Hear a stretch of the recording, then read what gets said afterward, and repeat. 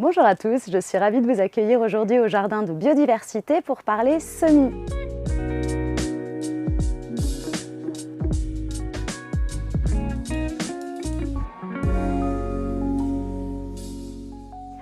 Alors, qu'est-ce qu'un semis? Un semis, c'est tout simplement le fait de faire pousser des graines afin d'avoir de jolies plantes pour notre jardin et notre potager.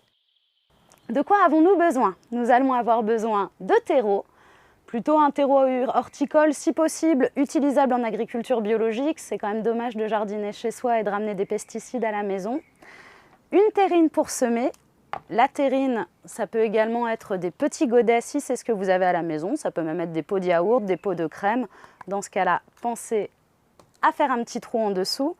Nous aurons également besoin d'une coupelle pour l'arrosage. Alors là, elle est très grande parce que j'avais une grande terrine.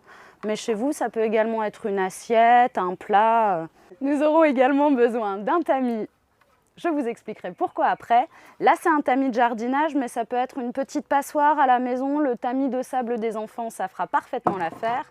Et pour finir, nous aurons évidemment besoin de graines. Des graines que vous aurez récupérées sur vos plantes de l'année précédente ou des graines que vous aurez achetées. Première étape, tout simplement mettre le terreau dans notre contenant. Alors, on va le mettre pas jusqu'en haut, on va faire attention à laisser une petite marge puisque ce contenant va encore devoir accueillir nos graines et encore un petit peu de terre. Donc, on l'installe et on tasse pas trop, légèrement. Parce que le but, c'est que les jeunes racines de graines puissent se plaire dans la terre.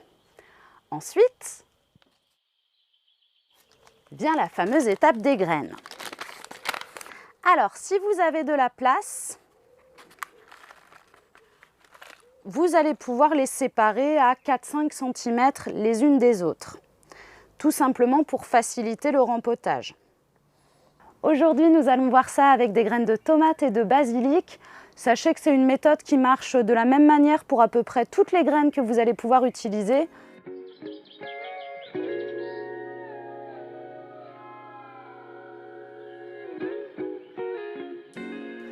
Troisième étape, c'est là que notre tamis entre en jeu. Tout simplement parce que souvent dans les terreaux qu'on va acheter ou même si on se les fabrique, vous avez des morceaux plus grossiers, de la tourbe, des petits bouts de branches, voire des cailloux. Et ces petits obstacles-là, ils vont empêcher nos jeunes plantules de lever tranquillement. Pour éviter ça, on va tout simplement tamiser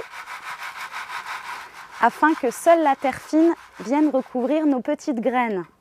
Une fois qu'on a tamisé, on va à nouveau plomber légèrement pour éviter qu'il y ait de l'air entre la graine et la terre. Et il ne nous restera plus qu'à arroser. Pour arroser, nous allons remplir notre coupelle, notre plat ou notre assiette et laisser tout simplement la terre boire par capillarité.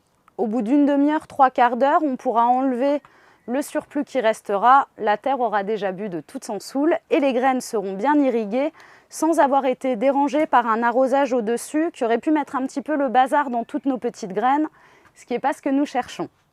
Maintenant, il n'y a plus qu'à les mettre dans un endroit au chaud. Alors souvent, les graines ont besoin d'une température entre 16 et 22 degrés pour germer. C'est pour ça qu'on entame les semis à la maison.